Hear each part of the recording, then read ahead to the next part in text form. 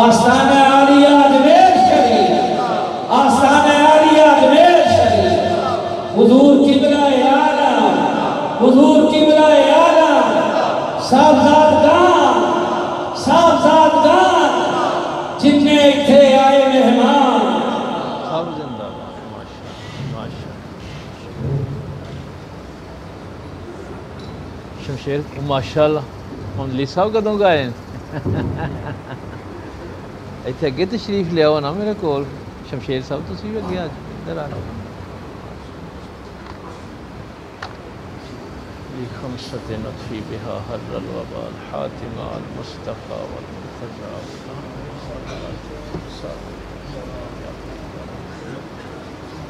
توحید چھاپا ہی ماریا پھر ہیں بچے کم لگے ہیں میں اچھا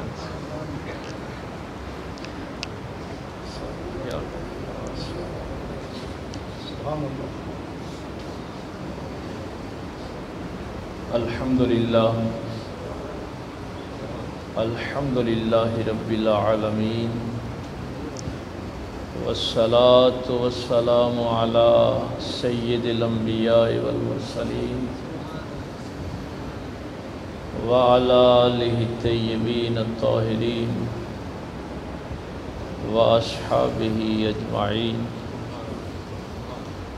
اما بعد فقد قال اللہ تبارک و تعالی فی القرآن المجید اعوذ باللہ من الشیطان الرجیم بسم اللہ الرحمن الرحیم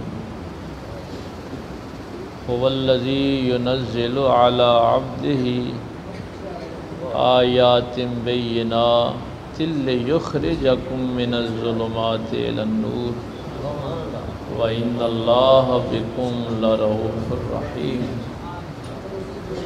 آمنت باللہ صدق اللہ العظیم وصدق رسولہ النبی الأمی الکریم قال اللہ تبارک و تعالی فی شان حبیبہ مخبرا وآمرا ان اللہ وملائکتہ یصلون علی النبی یا ایہا الذین آمنوا صلوا علیہ وسلموا تسلیما الصلاة والسلام علیک یا سیدی یا رسول اللہ وعلی آلک واصحابک یا سیدی یا حبیب اللہ الصلاة والسلام علیک یا سیدی یا رسول اللہ وعلی آلک واصحابک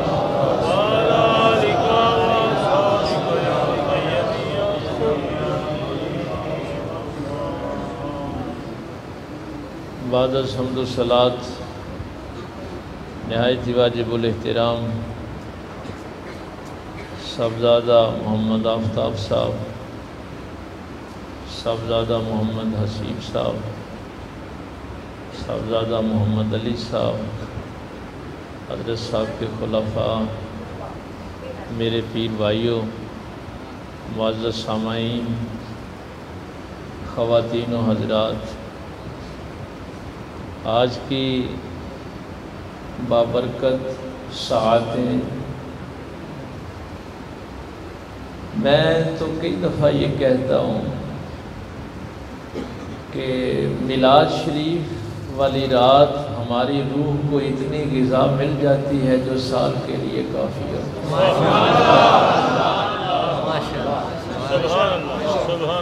ہماری روحانی غذا اس ایک رات سے پوری ہو جاتی ہے، اور اس کو پنجابی میں میرے حضرت صاحب قبلہ رحمۃ اللہ تعالیٰ علیہ جو فرمایا کرتے تھے کہ بیٹا جدا اللہ رسول دے کرو راج نہیں ہویا ہوتا کتوں بھی نہیں وہ دا پھر اور کتوں نہیں۔ تو اصل میں اس محفل کی جو تخلیق ہے کبھی اس پہ غور کریں نا کہ اس محفل کی جو تخلیق ہے، پیدائش ہے، وہ نام محمد سے ہے۔ سبحان اللہ۔ تو جو بنیاد ہی رحمت للعالمین کی ذات پاک سے ہو۔ ہوتا اصل میں یہ ہے کہ ہمیں کئی دفعہ احساس نہیں ہوتا کہ ہم کن رحمت کی گھڑیوں میں بیٹھے ہوئے ہیں، احساس نہیں ہوتا۔ پیر میر علی شاہ صاحب رحمۃ اللہ تعالی علیہ جب حج کے لیے گئے تو حاجی امداد اللہ مہاجر مکی رحمۃ اللہ تعالی علیہ کا ایک بڑا اس وقت ظاہر ہے نام تھا اور عالم اسلام میں ایک پہچان تھی۔ تو بیت اللہ شریف میں بیٹھے ہوئے کسی نے یہ بات پوچھ لی کہ کبھی، یہ اصل میں مولانا روم کی مثنوی سے ایک شعر تھا کہ کئی دفعہ بندہ وصال میں ہوتا ہے لیکن اسے پتہ نہیں ہوتا، وصال یار میں ہوتا ہے لیکن علم نہیں ہوتا۔ تو حاج صاحب نے اس کی تشریح کی لیکن وہ بندہ مطمئن نہ ہوا۔ تو پیر صاحب کا جوانی کا عالم تھا اس وقت، انہوں نے عرض کی کہ حضور اگر آپ ارشاد فرمائیں تو میں اس کا جواب دوں۔ آپ نے فرمایا بیٹا دو جواب۔ اس شخص نے کہا کہ نہیں اب جواب نہیں، مجھے کوئی مثال دو۔ تو پیر صاحب نے فرمایا کہ مچھلی پانی کے وصال میں ہوتی ہے لیکن اسے کبھی احساس نہیں ہوا کہ میں وصل میں ہوں، اور جب اس کو پانی سے نکال لیا جاتا ہے تو پھر اس کو پتہ چلتا ہے میں تو وصال میں تھا۔ تو جب رحمت للعالمین ہے تو ہم ظاہر ہے کہ انہی کے زیر سایہ زندگی گزار رہے ہیں۔ عالم کا معنی پتہ کیا ہوتا ہے؟ رحمت للعالمین آپ سنتے تو رہتے ہیں۔ عالم کہتے کسے؟ اللہ کے علاوہ ہر چیز کو عالم کہتے ہیں۔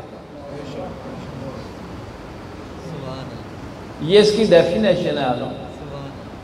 اللہ کے علاوہ ہر چیز عالم ہے، اور رحمت للعالمین ہے، اور عالمین میں انبیاء بھی ہیں فرشتے بھی ہیں۔ عالمین میں انبیاء بھی ہیں فرشتے بھی ہیں، عالمین میں لوح و قلم بھی ہے، عالمین میں عرش بھی ہے۔ یہ کل کائنات تو رحمت للعالمین کے زیر سایہ ہے۔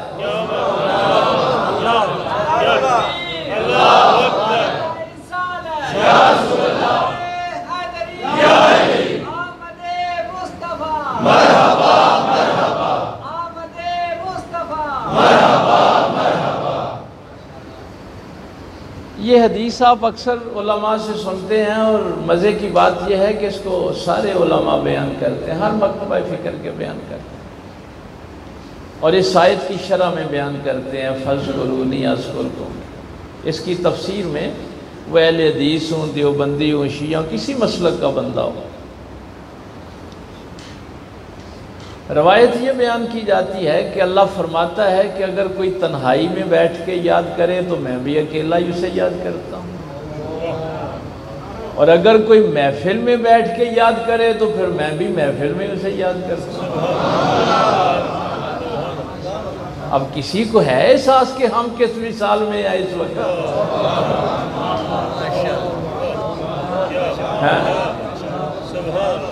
ہے کسی کو احساس کہ وصل کا عالم کیا ہے اس وقت؟ یہاں پہ بہت سی، آج چونکہ یہ میرا موضوع نہیں ہے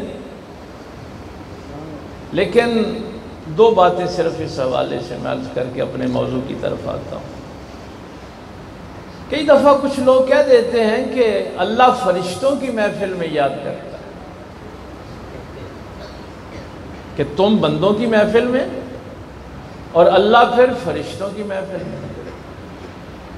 لیکن ہمارے محدثین نے کہا کہ نہیں، اللہ ہمیشہ ہماری محفل سے اچھی محفل میں ذکر کرتا ہے۔ جو ہماری محفل ہوتی ہے اس سے اچھی محفل میں ذاکر کا ذکر کرتا ہے تو فرشتے تو انسانوں سے افضل ہی نہیں ہیں۔ اب اگر آپ یہ کہیں کہ اللہ فرشتوں میں ذکر کرتا ہے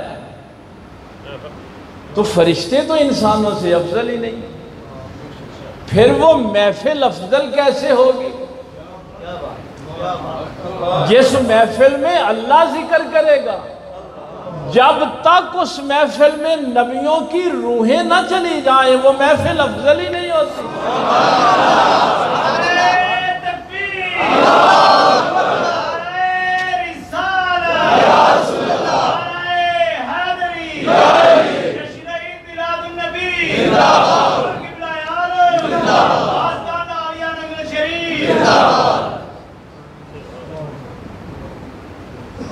اللہ جب فرشتوں کی محفل میں بھی ذکر کرتا ہے تو انبیاء کی ارواح وہاں پہنچ جاتی ہے۔ ہائے ہائے ہائے، فرشتوں کی تو بات اتنی سی ہے، بخاری مسلم میں روایت علماء سے آپ سنتے رہتے ہیں، لیکن میں نے ایک اور طرف توجہ دلانی تھی آپ کی کہ فرشتے زمین پہ آ کے ذکر والی محفلیں تلاش کرتے رہتے ہیں۔ او بھائی تمہیں تو ذکر کے علاوہ کام ہی کوئی نہیں،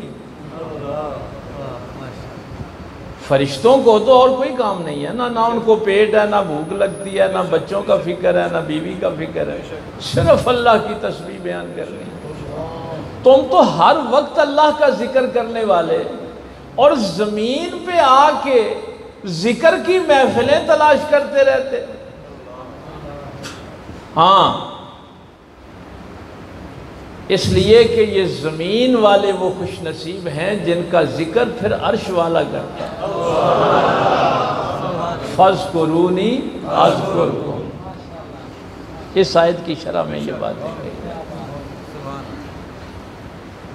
تو جہاں یہ ذکر ہوتا ہے وہ محفل اصل میں اللہ کے وصل میں ہوتی ہے، وصال یار میں ہوتی ہے۔ سورہ حدید سے یہ میں نے آیا مبارکہ تلاوت کی ہے۔ ارشاد فرمایا هو الذی ينزل علی عبدہ،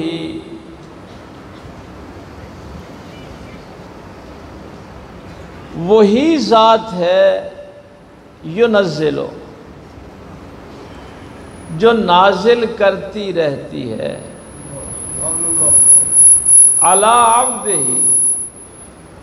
اپنے بندے پر، آیات بینات واضح آیات، لیخرجکم من الظلمات الی النور، تاکہ وہ تمہیں نکالے ظلمات سے نور کی طرف۔ وَإِنَّ اللَّهَ بِكُمْ لَرَؤُوفٌ رَحِيمٌ، اور اللہ تعالیٰ بہت زیادہ رافت فرمانے والا اور رحم فرمانے والا ہے تمہارے اوپر۔ آیت کا آغاز بڑا کمال کا ہے۔ یہ آیت شروع ہوئی ہے ہو سے۔ ہو عربی زبان میں وہ ضمیر ہے جو ہمیشہ اپنے مراجع کی طرف ہی لوٹتی، ہو کسی اور طرف جاتا ہی نہیں۔ سبحان اللہ۔ اور یہ اللہ تعالیٰ کا جو شاہ صاحب آپ سے سبحان اللہ کی بات کہہ رہے تھے تو آپ کے ذہن میں پتہ نہیں کیا آتا ہوگا کہ سبحان اللہ کیا ہے؟ اللہ پاک ہے، کوئی تصور تو ذہن میں آتا ہو۔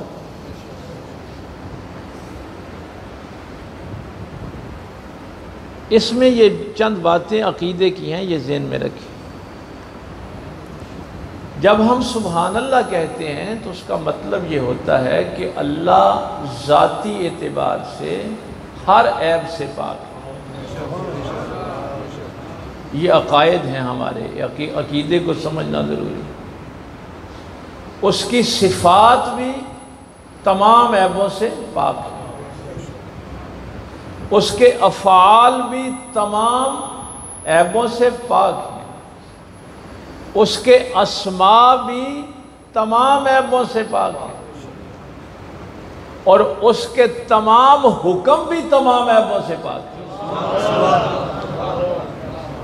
یہ ہے عقیدہ۔ اب اگر کوئی مسلمان یہ کہے کہ اللہ کا حکم کیسے مانے، بڑا مشکل ہے، تو اس کو نہیں پتا سبحان اللہ کیا ہے۔ کیا کریں جی، پھر دنیا بھی تو رکھنی ہوتی ہے۔ اب وہ کہتا رہے سبحان اللہ، اسے کیا پتا سبحان اللہ کیا؟ میرے اللہ کا ہر حکم ہر عیب سے پاک ہے، میرے اللہ کا ہر نام ہر عیب سے پاک ہے، اس کی ہر صفت، اس کا ہر فعل اور اس کی ذات تمام عیبوں سے پاک ہے۔ یہ ہے سبحان اللہ۔ یہ عقیدہ جو ہے یہ پختہ ہونا چاہیے۔ اب میرے اللہ نے تمام اپنی صفات کا جو اظہار ہے، جو ظہور ہوا، وہ ذات محمد صلی اللہ علیہ وسلم۔ ظہور اللہ کی صفات کا نبی پاک صلی اللہ علیہ وسلم کی ذات سے، سوائے دو صفتوں، ایک صفت خالق اور ایک صفت معبود۔ ایک صفت خالق اور ایک صفت معبود۔ یہ ہے میلاد اصل میں، کہ اللہ کی ہر صفت کا ظہور نبی پاک سے ہوگا، لیکن ہے اس خالق کی مخلوق،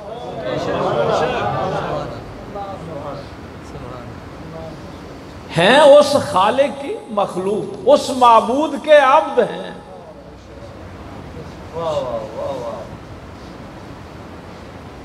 چیزوں کو دو حصوں میں دیکھا جاتا ہے۔ یہ میں آپ کا توحید کا الٹ، چونکہ شرک ہے نا، بھائی توحید کا جو متضاد ہے نا وہ شرک ہے، تو شرک کی بڑی باتیں آپ سنتے رہتے ہیں۔ چیزوں کو دو طرح سے رکھا جاتا ہے، یہ ہماری فلسفے کی بحث ہے۔ یا ہم اس کو چیزوں کو افقی سطح پہ رکھتے ہیں یا عموداً رکھتے ہیں، یا چیزیں ایسے ساتھ ساتھ رکھتے ہیں نا، اس کو افقی سطح کہتے ہیں، زمین کے برابر، یا پھر ہم اوپر نیچے رکھتے ہیں۔ یہ دو طریقے ہیں چیزوں کو رکھنے کے۔ تو اگر آپ ایسے مثلا رکھیں گے ساتھ ساتھ تو یہ برابری ہو جاتی ہے۔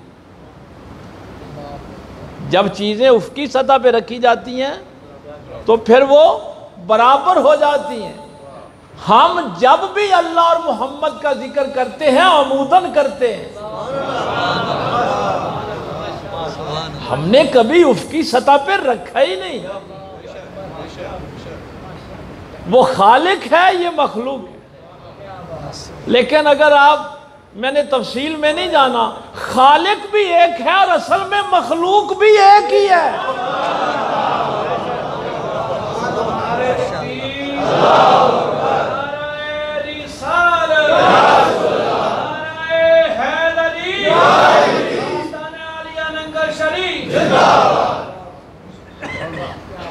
اصل میں مخلوق ایک ہے۔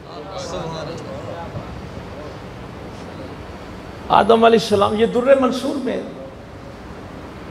یہ روایات آپ سنتے رہتے ہیں۔ آدم علیہ السلام نے جب وہ عرش پہ نگاہ ڈالی تھی اور لا الہ الا اللہ محمد رسول اللہ صلی اللہ علیہ وسلم لکھا ہوا دیکھا تھا،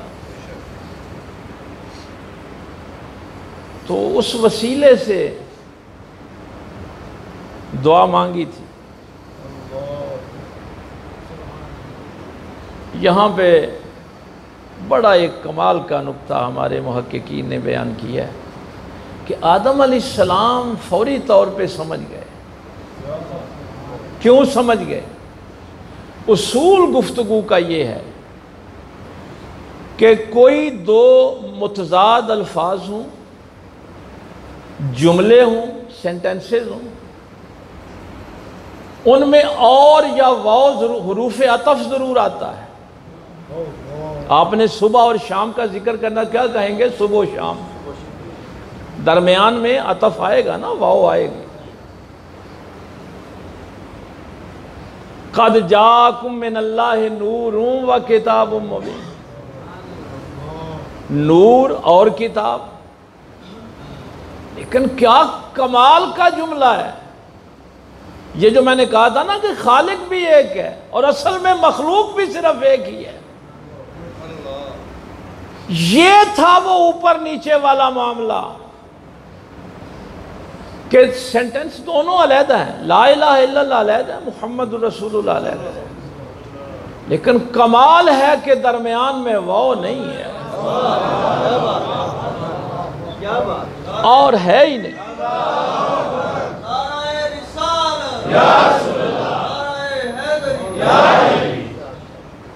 حرف عطف ہے ہی نہیں.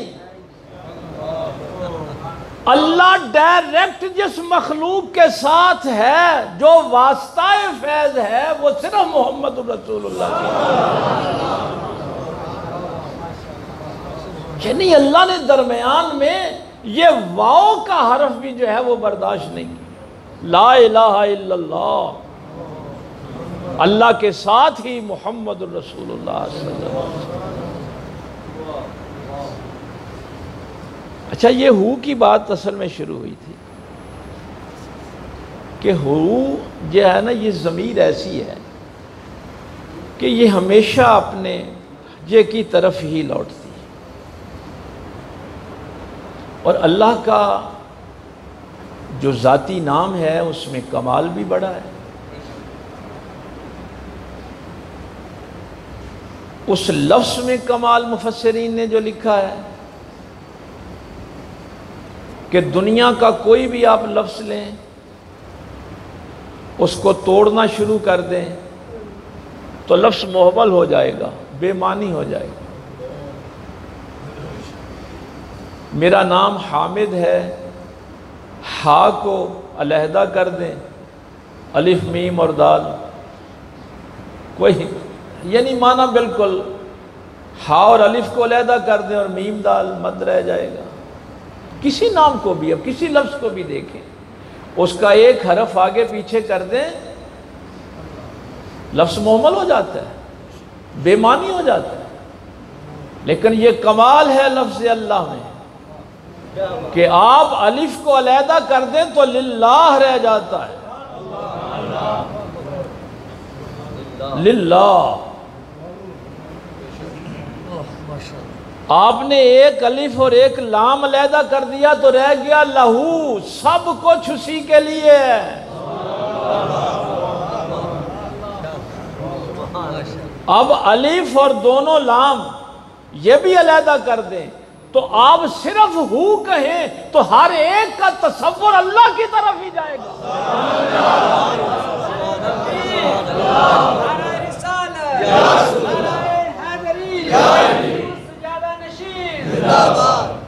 صرف ہو. کسی بندے کے سامنے ہو کہیں، کسی اور کا تصور جائے گا ہی نہیں. هو الذی، وہ ذات پاک ہے. ینزلو، اس میں دو چیزیں ہیں. ایک تو اس میں استمرار ہے اور دوسرا تعدد ہے. نازل کرتا رہتا ہے، کوئی فل سٹاپ نہیں ہے. یہ نہیں ہے کہ اس کی جو نوازشات ہیں وہ کبھی اپنے محبوب پر رکتی ہیں. استمرار بھی ہے اور تعدد بھی ہے. آیات بینات، اس میں مفسرین کی دو رائے ہیں. ایک یہ ہے کہ یہ قرآن کریم کی آیات ہیں، دوسرے کہتے ہیں کہ اگر قرآن کریم کی آیات ہوتی تو پھر تو اللہ کہتا کہ ہم نے نازل کر دی، پھر تو کام ختم ہو جاتا نا. لیکن یہاں اللہ فرماتا ہے کہ اللہ نازل کرتا رہتا ہے.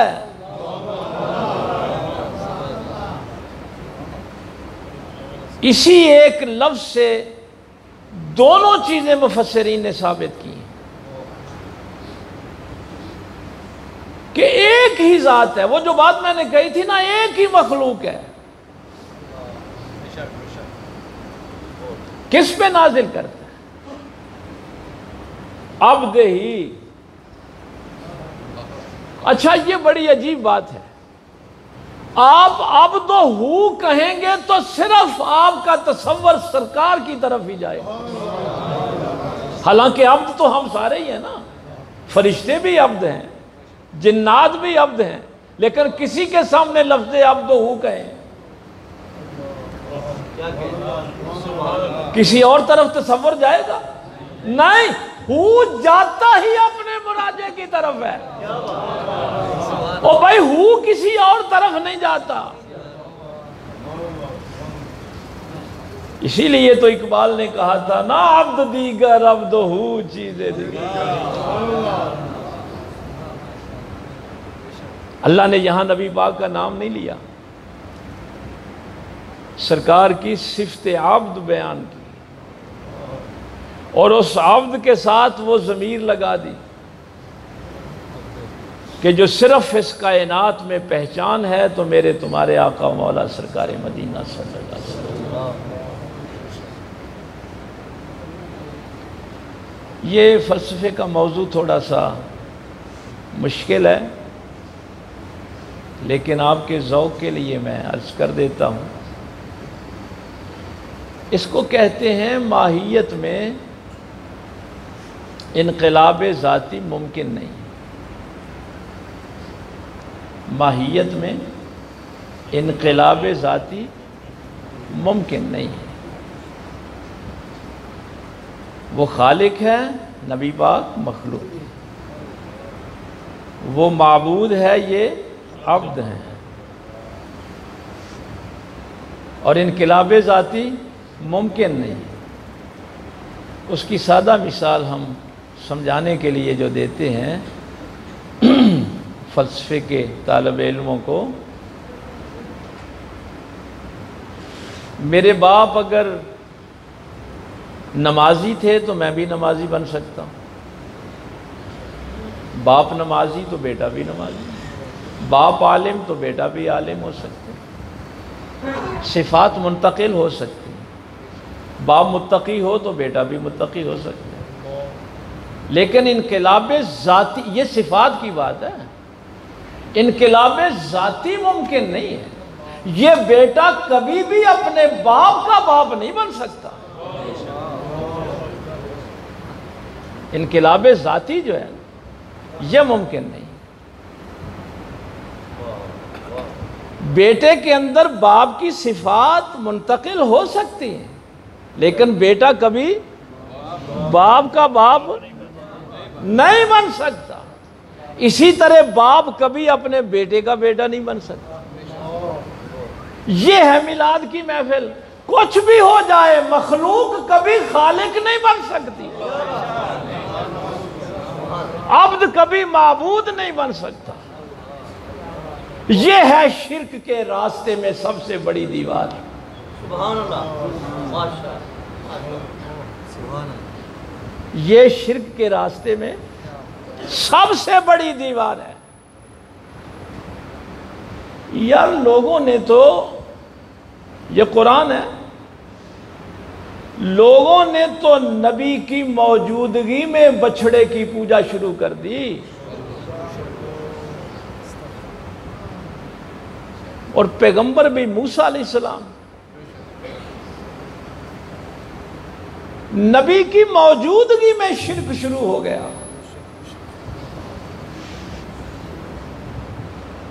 عیسیٰ علیہ السلام کے آسمانوں پہ اٹھائے جانے کے بعد بیٹا کہہ دیا گیا، شرک شروع ہو گیا۔ یہ جو ہے نا يُنَزِّلُ عَلَىٰ عَبْدِهِ، وہ کہتے ہیں کہ اگر یہ آیات ہوتی تو پھر ہوتا کہ نازل ہو گئی، ختم ہو گئی۔ استمرار ہے، کرتا رہتا ہے، یہی حیات رسول ہے، جب تک یہ عبد ہے اس کی رحمت نازل ہوتی رہے گی۔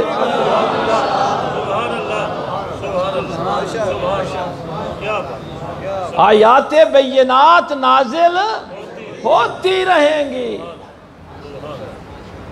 یہی حیات رسول پہ مفسرین نے دلیل دی ہے، اور یہی ختم نبوت پہ دلیل دی ہے۔ کسی اور پہ اب کچھ نازل نہیں ہوگا۔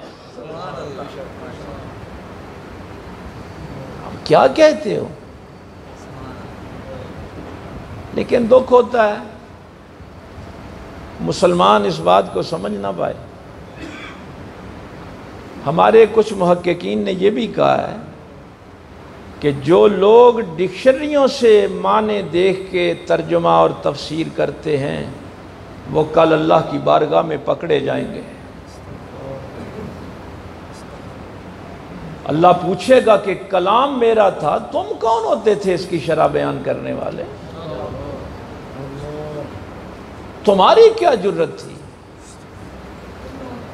اس لیے میرے پاک پیغمبر صلی اللہ علیہ وسلم کی ترجمانی یا خدا کر سکتا ہے یا رسول اللہ خود کر سکتے ہیں، کسی اور کی جرت ہی نہیں۔ نبی پاک صلی اللہ علیہ وسلم کی کوئی ترجمانی اللہ کے سوا نہیں کر سکتی، اور یہی پروٹوکول خواب کا بھی ہے۔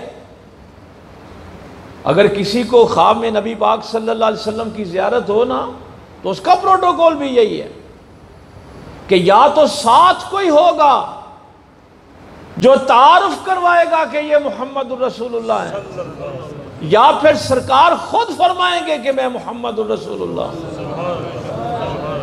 کسی اور کی جرت نہیں ہے کہ وہ ترجمانی کر سکے۔ یا ابی بکر لم یعرفنی حقیقتاً سوا ربی، اے ابو بکر میری حقیقت کو میرے اللہ کے سوا کوئی نہیں۔ اب ہم کیا کہتے ہیں؟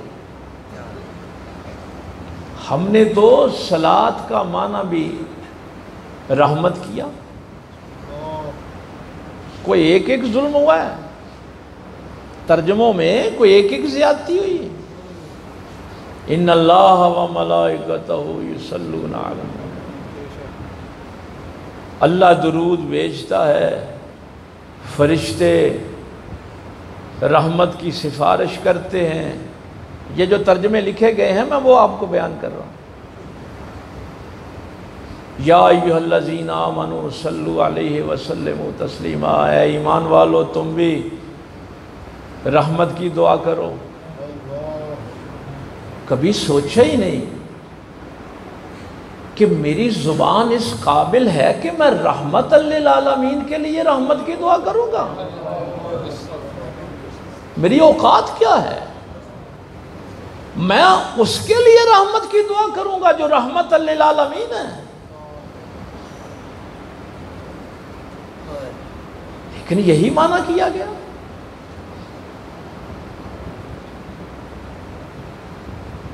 ہاں اس کا یہ معنی بھی ہے، رحمت بھی اس کا معنی ہے، دعا بھی ہے۔ ایک اس کا معنی ہے ثنا، تعریف بیان کر۔ جو اہل معرفت نے اس کا ترجمہ کیا ہے وہ یہ کیا ہے کہ اللہ اپنے محبوب کی ثنا بیان کرتا ہے۔ اللہ اپنے محبوب کے فضائل بیان کرتا ہے، اللہ اپنے محبوب کی شانیں بیان کرتا ہے۔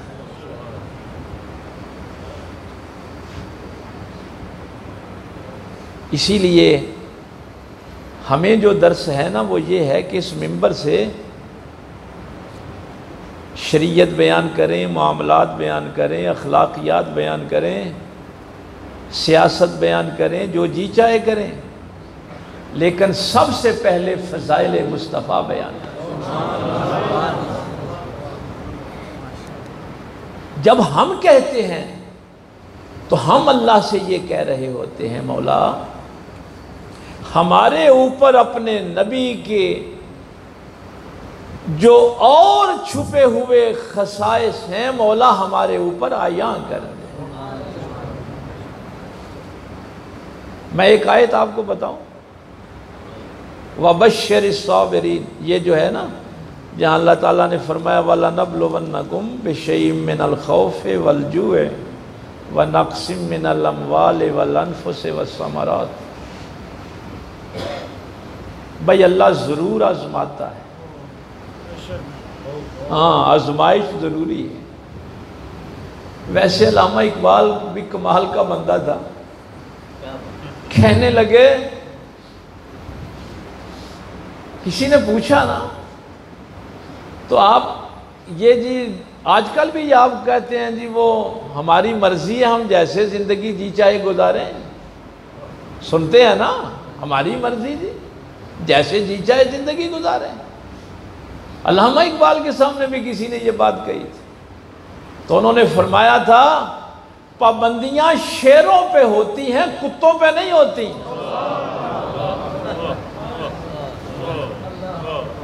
پابندیاں شیروں پر ہوتی ہیں کتے پہ نہیں ہوتی، وہ جو جی چاہے کھاتا پھرے۔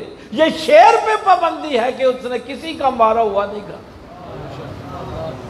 یہ شیر پہ پابندی ہے کہ اس نے بے حیا نہیں ہونا، یہ شیر پہ پابندی ہے کہ اس نے اپنی نسل سے وفا کرنی۔ یہ کتوں کا کام ہے کہ اپنی نسل کو بھونکتے پھرتے۔ اقبال نے دوسرا جملہ فرمایا تھا، فرمایا پابندیاں شاہینوں پہ ہوتی ہیں کووں پہ نہیں ہوتی۔ سبحان اللہ۔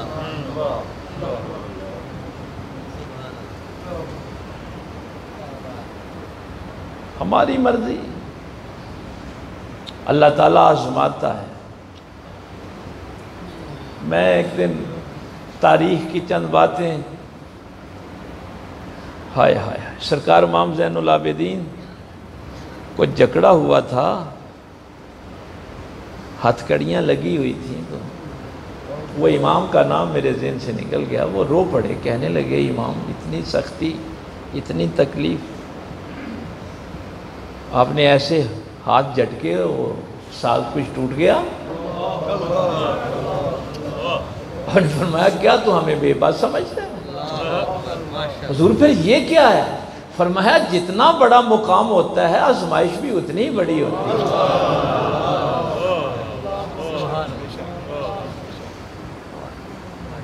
میں نے جمعے والے دن یہ بات اپنے سامعین سے کہی تھی، سرکار امام زین العابدین فرماتے ہیں جب رحمت للعالمین تشریف لے آئے، اب کسی کی نجات ہو جائے تو کوئی تعجب والی بات نہیں، لیکن حضور کی موجودگی میں اگر کوئی ہلاک ہو جائے تو یہ بڑی تعجب والی بات ہے۔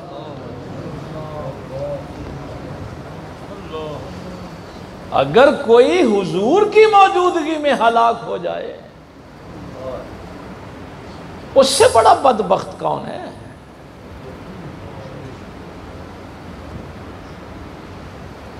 بڑے لوگوں کے بڑے جملے، ایک جملہ بنو امیہ کے ایک بڑا گستاخ تھا، سر بازار کہنے لگا نہ خیر من کا، میں آپ سے بہتر ہوں۔ امام نے پلٹ کے دیکھا، فرمایا میں تو تجھے یہ جملہ بھی نہیں کہہ سکتا، میں تو تجھے یہ بھی نہیں کہہ سکتا۔ کیا وزن تھا ان کی باتوں، اس لیے اگر اب بھی کوئی ہلاک ہونا چاہتا ہے تو اس کی مرضی، اب اپنی مرضی سے کسی نے ہلاک ہونا۔ تو یہ صفت نبی پاک صلی اللہ علیہ وسلم کی صفت کے ساتھ جب یہ ضمیر ہو کی آئے گی تو یہ عبد اس کائنات میں ایک ہی ہے۔ اس لیے میں نے کہا تھا کہ خالق بھی صرف ایک ہی ہے اور مخلوق بھی صرف ایک۔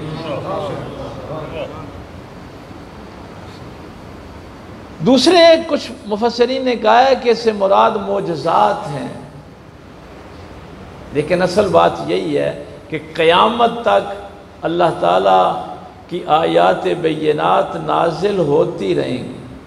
اسی لیے تو ہر سال ہی 9-10 ترجمے قرآن کے آ جاتے ہیں، 1400 سال ہو گئے ہیں، نئی تفسیریں آ جاتی ہیں۔ اب آگے تیسری ایک چیز شروع ہو گئی، فرمایا لِيُخْرِجَكُمْ، تاکہ وہ تمہیں نکالے، مِنَ الظُّلُمَاتِ إِلَى النُّورِ، ظلمات سے، تاریکیوں سے نکالے اور نور کی طرف لے آئے۔ اللہ نازل کرتا ہے، کس پہ کرتا ہے؟ اپنے محبوب پہ، اپنے عبد خاص پہ، اپنے عبد مکرم پہ نازل کرتا ہے۔ اب یہ جو میں نے ایک جملہ کہا تھا شاید آپ کے ذہنوں سے نکل گیا کہ مخلوق ایک ہی ہے جو اس کائنات کے لیے واسطہ فیض ہے، یہ وہ آیت بیان کر رہی ہے کہ اللہ نے تو اپنے محبوب پہ آیات بینات نازل کی، اب یہ ہے واسطہ فیض جو تجھے جہالت سے نکال دے۔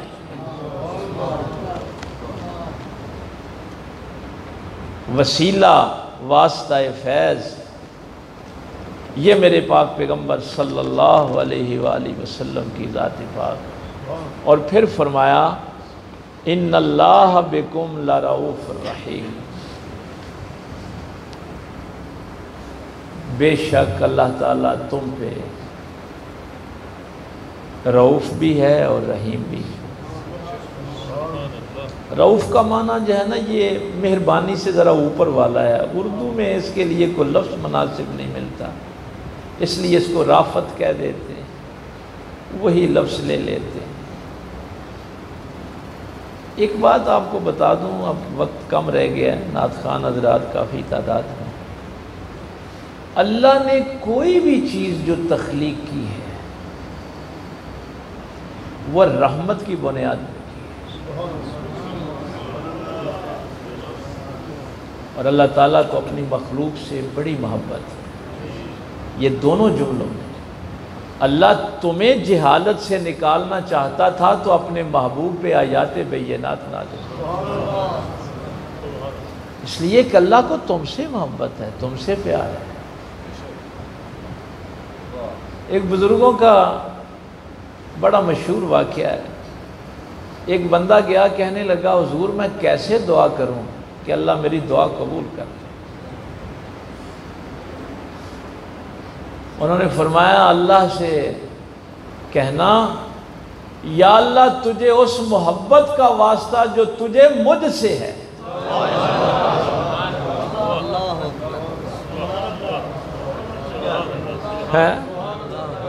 یا اللہ تجھے اس محبت کا واسطہ جو تجھے مجھ سے ہے، اس محبت کا واسطہ دے کے تجھ سے یہ مانگ رہا ہوں۔ یہ ہے ان اللہ بکم لرؤوف الرحیم۔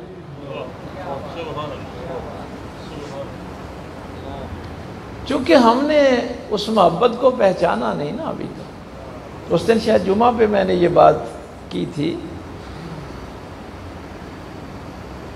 کہ انسان کافر ہو، مشرک ہو، فاسق و فاجر ہو، لیکن اللہ زندگی کا حق نہیں چھینتا۔ اس کی مہربانیاں جس اینگل سے دیکھیں گے آپ، کبھی زندگی کا حق نہیں چھینتا۔ ماں باپ بڑی جلدی غصے میں آ جاتے ہیں، گھر سے نکال دیتے ہیں، روٹی بند کر دیتے ہیں، خرچہ بند کر دیتے ہیں، لیکن وہ بڑے سے بڑا فاسق و فاجر بھی کیوں نہ ہو، وہ ہوا بند نہیں کرتا کہ اس کی سانس رک جائے، وہ رزق بند نہیں کرتا۔ اور پھر یہ کیسی کمال کی بات ہے کہ تو جتنا جی چاہے ذلت کی گہرائیوں میں چلا گیا. یہ اس کی محبت دیکھیں کہ انسان جتنا جی چاہے ذلت کی گہرائیوں میں چلا گیا. شاہ صاحب تشریف لے آئیں. شاہ صاحب آگے تشریف لے آئیں. مہربانی مہربانی. وَيُزَكِّيكُمْ، یہ ایک لفظ جو ہے یہ امید لے آتا ہے کہ تو جتنا جی چاہے گناہگار ہے، اللہ نے اپنے رسول کو بھیجا ہی اس لیے ہے کہ تجھے پھر پاک کر کے اعلیٰ مقام پہ فائز کرے. اب بھی اگر کوئی ہلاک ہونا چاہتا ہے تو اس کی مرضی. جس کے دل میں انتہائی دکھ ہے، تکلیف ہے اس بات کی کہ مجھے نجات مل جائے، میں بخشا جاؤں، میں اللہ کی بارگاہ میں کامیاب ٹھہروں، ایک ہی ذریعہ ہے، اتباع رسول صلی اللہ علیہ وسلم، غلامی رسول صلی اللہ علیہ وسلم. شاہ صاحب آیت پڑھ رہے تھے تو مجھے وہ ایک، جب اللہ نے فرمایا نا کہ اگر مجھ سے محبت کا دعویٰ کرتے ہو، یہ پتہ آیت یہودیوں کے لیے نازل ہوئی. قُلْ إِن كُنتُمْ تُحِبُّونَ اللہ جو ہے نا، یہ مومنوں کے لیے نہیں نازل ہوئی. یہودیوں نے کہا تھا نحن ابناء اللہ و احباؤ، ہم اللہ کے بیٹے ہیں اور اللہ ہم سے محبت کرتا ہے. فرمایا قل فلما یعذبکم، میرے محبوب ان سے پوچھو پھر اللہ تعالیٰ تمہیں عذاب کیوں دیتا ہے. پتہ ہے نا ہمارے بزرگوں نے کیا کہا تھا؟ انہوں نے کہا اگر اللہ اتنا ہی رحمان و رحیم ہے تو پھر وہ یہ کیوں قرآن میں کہتا ہے وَالسَّارِقُ وَالسَّارِقَةُ، عورت مرد ہو یا عورت اس کے ہاتھ کاٹ دو. اگر اللہ اتنا ہی رحمان و رحیم ہے تو پھر وہ شرابی کو کوڑوں کی سزا کیوں دیتا ہے؟ پھر وہ حدود کیوں نافذ کرتا ہے؟ قتل کا قصاص کیوں؟ آنکھ کے بدلے آنکھ، کان کے بدلے کان ہیں؟ بھئی اعتراض کرنے والے بھی تو دیکھو نا اللہ پہ. انہوں نے کہا اگر اللہ اتنا ہی مہربان ہے تو اتنی سزائیں کیوں؟ تو انہوں نے پتہ کیا فرمایا؟ انہوں نے فرمایا او بے وقوف، سزا کا حق ہوتا ہی اسے ہے جو محبت کرتا ہے. جو محبت نہیں کرتا اس کو کیا حق ہے سزا دینے کا؟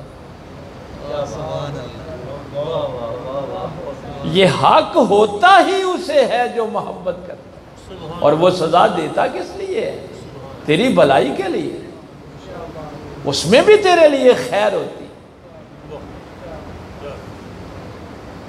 اللہ تعالیٰ کو تو بڑی محبت ہے اور پاک پیغمبر صلی اللہ علیہ وسلم کو بھی آپ سے بڑی محبت ہے. اب ہم ہی ادھر ادھر پھر رہے ہیں، ہمارا نہیں کوئی تعلق بن رہا تو وہ ہماری مرضی ہے.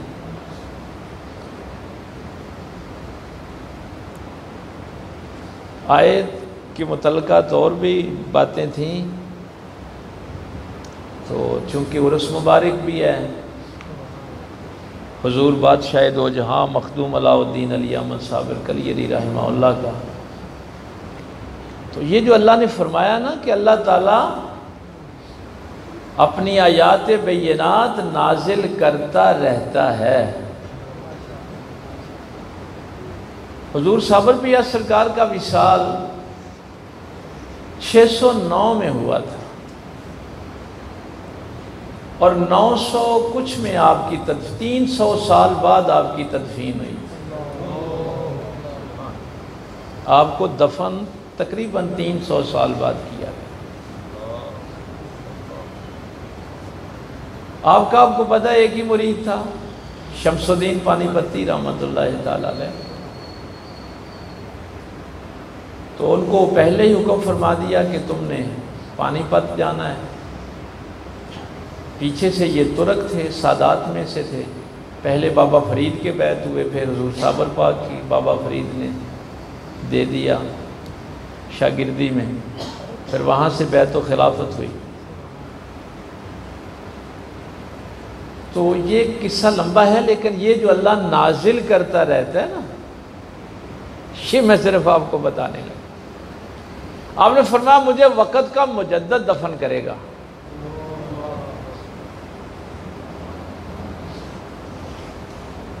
اب حضرت شیخ عبد القدوس گنگوئی رحمۃ اللہ تعالی علیہ، جن سے آگے پھر حضور مجدد الفسانی کو بھی فیض ملا، علامہ اقبال نے اپنے تھیسس میں بڑی تفصیل کے ساتھ ان کا ذکر کیا۔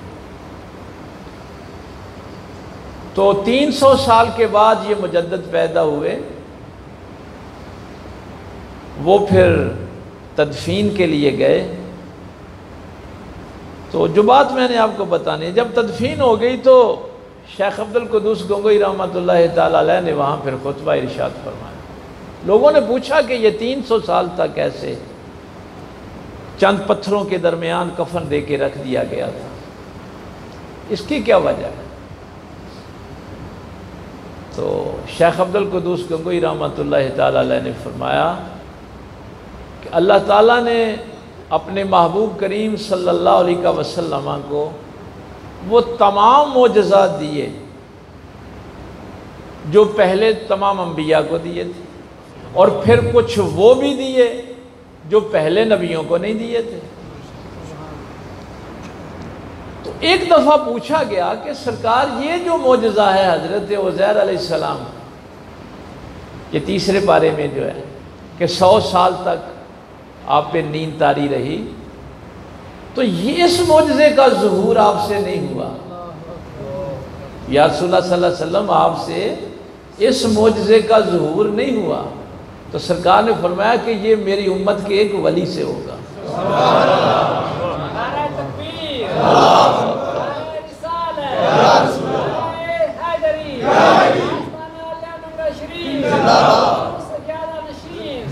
یہ ہے ينزل علی عبدہ آیات بینات۔ یہ نہیں ہے کہ وہ 1400 سال پہلے کی بات ہے، یہ 6ٹی صدی آ جائے تب بھی آیات بینات نازل ہوتی رہتی، یہ 9ویں صدی آ جائے پھر بھی ہوتی رہتی، یہ 14ویں صدی آ جائے تو پیر میر علی شاہ صاحب کی صورت میں پھر یہ سارا سلسلہ وہی ہوتا رہتا۔ اس لیے ختم نبوت ایک ایسا معاملہ ہے کہ یہ اللہ تعالیٰ نے ولایت کے ہاتھوں میں دیا ہے، اس لیے اس کو کوئی نقصان نہیں پہنچا سکتا، لیکن ہوتی رہیں گی یہ آیات بینات۔ اب دیکھیے یہ بڑی عجیب بات تھی، اور ہمارے جو شیوخ ہیں وہ صرف اس بات کے قائل نہیں ہیں، بلکہ میں مسجد میں بیٹھا ہوں، قرآن میرے سامنے پڑھا ہے، آپ کو میں اپنے سلسلہ عالیہ کی یہ بات بتا دوں کہ پاک پیغمبر صلی اللہ علیہ وسلم سے لے کے ہمارے شیخ حضرت پیر صوفی محمد یوسف رحمہ اللہ تک ایک بات پہ سختی سے جو عمل ہوا ہے، اور آگے بھی انشاءاللہ دعا کیا کریں اللہ مجھے بھی توفیق دے، کہ ہمارے سلسلے میں جس بندے کو خلافت دی جاتی ہے، سجادہ نشین بنایا جاتا ہے، اس کو یہ کہا جاتا ہے کہ جب مرنا ہے تو تیری پیچھے جائیداد نہ ہو۔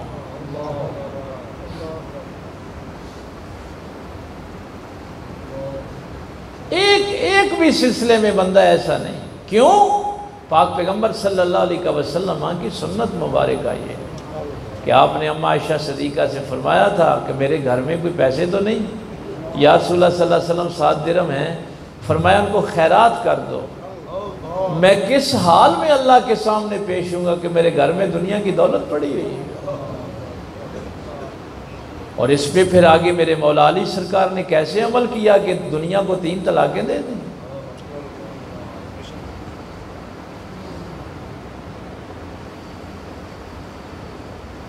اور یہ سلسلہ غیاث الدین بلبن نے ادھر ہندوؤں کے قلعے پہ جب حملہ کیا تو میرے صابر پیا سرکار کے پاس یہ ایک ہی مرید ہے، ایک ہی خدمت گزار ہے، تو جہاد کے لیے اسے بھی جنگ پہ بھیج دیے۔ ہاں یہ ہمارے سلسلے میں یہ نہیں ہے کہ بس پیر جڑے نے بہ کے نظرانے آ جا لینڈ دے اپنا رام سکون نال کھان پین، ایک مرید بھی ہوئے تو جہاد واسطے بھیج دیتا ہے۔ غیاث الدین بلبن 1.5 ماہ تک قلعے کا محاصرہ رہا، جا کے فوج میں بھرتی ہو گئے، قلعہ فتح نہیں ہو رہا۔ ایک رات آندھی آئی، خیمے اکھڑ گئے، چراغ گل ہو گئے، وہ جو مین باورچی تھا اس کی آگ بھی بجھ گئی۔ اچانک اس نے دیکھا کہ ایک خیمہ جو ہے وہ اس میں ایک چراغ جل رہا ہے، اس خیمے میں داخل ہوا تو صابر پیا سرکار کے مرید شمس الدین پانی پتی رحمۃ اللہ تعالیٰ علیہ آپ تلاوت فرما رہے تھے، وہ دیا نہیں بجھا۔ تو باورچی نے کہا کہ اگر آپ مجھے تھوڑی سی آگ دیں، میں نے صبح فوجیوں کے لیے ناشتہ بنانا ہے، آگ بجھ گیا۔ آپ نے فرمایا لے جاؤ۔ اس نے کہا راستے میں بجھ نہ جائے۔ فرمایا نہیں، ہمارا چراغ جس نے جلایا ہے نا وہ طوفانوں سے نہیں بجھتا۔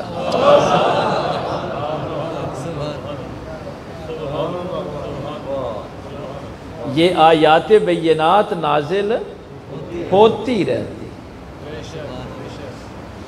اس میں فل سٹاپ نہیں آتا۔ فرمایا جس پیغمبر نے ہمارے دیے کو روشن کیا ہے نا وہ طوفان نہیں اس کو بجھا سکتا۔ کوئی جھوٹ بول کے، کوئی سازش کر کے کچھ نہیں بگاڑ سکتا۔ یہ دیا محمد الرسول اللہ نے جلایا اور ان پہ فیض اللہ تعالیٰ جاری کرتا رہتا ہے، درمیان میں رکاوٹ نہیں آتی۔ وہ باورچی بڑا حیران ہوا، آگ لے گیا لکڑی ایک جلا کے، اس نے بادشاہ سے ذکر کیا۔ اچھا صبح اس کو ایک اور عجیب بات سامنے آ گئی۔ فوجی وردی آپ نے پہنی ہوئی تھی، جا کے تالاب، سردی بڑی تھی، برف جمی ہوئی تھی، تو آپ نے وضو کیا، خیمے میں واپس تشریف لے آئے۔ تو باورچی جب وہاں گیا تو جس جگہ سے سرکار نے وضو کیا تھا وہاں پانی گرم تھا۔ یہ غیاث الدین بلبن کی جو تاریخ ہے اس میں یہ واقعات لکھے ہوئے ہیں، یہ میں کو اپنی طرف سے نہیں کہہ رہا۔ اس نے پھر بادشاہ سے ذکر کیا کہ آپ کی فوج میں تو ایک ایسا سپاہی بھی ہے کہ جتنا جی چاہے طوفان آ جائے اس کا نہ دیا گل ہوتا ہے، وہ برف کے پاس جائے تو وہ برف گرم ہو جاتی ہے۔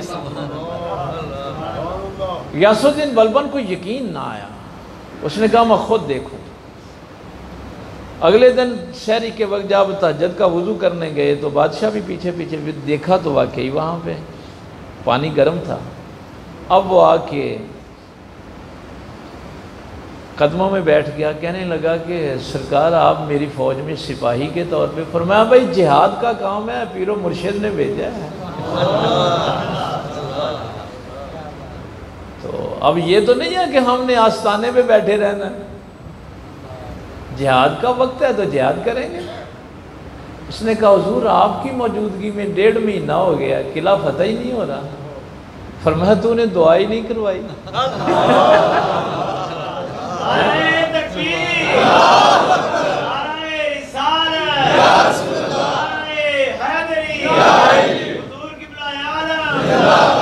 اس نے کہا حضور ہم دعا کرتے ہیں۔ سرکار نے دعا کی اور اس نے قلعہ فتح ہو۔ لیکن یہ لوگ چونکہ اپنے آپ کو ظاہر نہیں کرتے تو اس لیے پھر اخفا رکھتے ہیں۔ آپ نے پھر وہاں سے کچھ فرما لیا، چلے گئے۔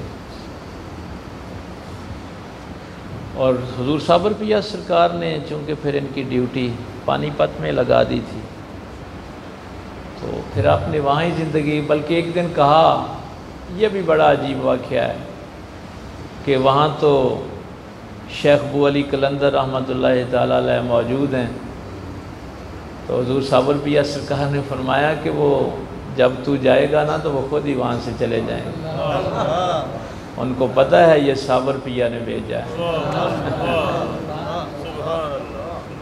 اتنا بڑا مقام و مرتبہ۔ اور واقعی جب آپ پانی پت میں گئے تو شیخ ابو علی قلندر رحمۃ اللہ تعالیٰ علیہ نے اپنا بوریا بستر لپیٹا، لوگ پوچھنے لگے، کہنے لگے کہ آپ اپنی خانقاہ چھوڑ رہے ہیں؟ کہنے لگے نہیں، اب خانقاہ میں کسی اور کی ڈیوٹی ہے، مجھے یہاں سے جانے کا حکم۔ وہ ایک حلوائی جو آپ کو ناشتہ دیتا تھا، اس نے کہا مجھے کوئی پہچان ہی کروا دیں۔ تو اس وقت شیخ شمس الدین رحمۃ اللہ تعالیٰ علیہ شہر کے باہر ایک دیوار کے ساتھ ٹیک لگا کے نا بیٹھے ہوئے تھے، تو آپ نے فرمایا کہ باہر شہر کے جو بندہ دیوار کے ساتھ ٹیک لگا کے بیٹھا ہے نا وہ صاحب ڈیوٹی ہے، تو اس لیے میں جا رہا ہوں، اب وہ یہاں دین کا کام کریں گے۔ لیکن جو اندھے ہوتے ہیں نا، جن کی دکانداری کو فرق پڑتا ہے، وہ ایک بندہ آگے ایک دن آ گیا، وہ جی تسی اتھے آ گئے ہو؟ نہ کہا جی میرے شیخ نے بھیجے ہے۔ تو ہی سادات خاندان چوں ہونا؟ کیا ہاں جی میں پچھوں دے سادات خاندان وچوں ہی سنیا سیدہ نو اگ نہیں ساڑ دی۔ انہوں نے کہا ہاں جی گل تے اسی طرح ہی۔ انہوں نے کہا میں اصلی سید ہاں، میری پیری مریدی اتنے بابا چلتی، تو ہی کتنے آ گئے؟ نہ تو اصلی ہوئے گا تو تینوں اگ نہ ساڑے گی۔ بس اتنی ہی دیر میں ایک وہ کہتے ہیں تنور، وہ حلوائی کو جو تھا وہاں سے بس ایک شعلہ اڑا، اور وہ جو جھوٹا سید پیر بنا ہوا تھا اس کو جلا کے راکھ کر۔ اور خواجہ صاحب کا وہ جملہ جو آپ نے غیاث الدین بلبن سے کہا تھا، لیکن یہ ایسی چیزیں نہیں ملتی ہیں۔ اللہ فیروز شاہ تغلق آپ کا مرید تھا، خاندان غلامہ میں سے، بہت بڑا بادشاہ ہوا یہ۔ تو فیروز شاہ تغلق دہلی میں تھا، پانی پت سے ایک بندہ آیا تو اس نے پوچھا کہ میرے شیخ کا کیا حال ہے؟ اس نے کہا تیرے شیخ تو بہت قسم پرسی کی زندگی گزارتا ہے، میں آتے ہوئے مل کے آیا تھا، چھت ٹپک رہی تھی، دیواروں سے کلر گر رہا تھا، بہت بوسیدہ حالت تھی، کپڑوں کی بھی مکان کی بھی۔ فیروز شاہ تغلق رو دیا کہ میں وقت کا بادشاہ اور میرے پیر و مرشد یہ زندگی گزار رہا ہوں۔ 7 سپاہی لیے، کچھ ظاہر ہے درم و دینار لیے، سونا چاندی لیا، جا کے قدموں میں بیٹھ کے رونا شروع کر دیا، سونا پیش کیا، سرکار نے سامنے دیوار پہ تھوکا، فرمایا فیروز شاہ اس دیوار کو دیکھ۔ فیروز شاہ تغلق نے دیوار دیکھی تو سونے کی بن گئی۔ فرمایا ہمارا تھوک ہمیں دینے آیا ہے، یہ جو تو نے سونا چاندی ہمارا تھوک ہمیں دینے آیا ہے۔ اس نے کہا سرکار اگر یہ معاملہ ہے تو پھر یہ زندگی کیوں؟ اگر آپ تھوک دیں تو دیواریں سونے کی بن جائیں۔ فرمایا یہ اس لیے ہے کہ یہ زندگی میرے نبی کو پسند۔ وہ صرف زبانی نہیں کہتے کہ یہ دیا پیغمبر نے جلایا، اور جو پیغمبر نے جلائے ہوں ان کو طوفان بجھا نہیں سکتے۔ اللہ تعالیٰ عمل کی توفیق دے۔ آخر دعوانا الحمدللہ۔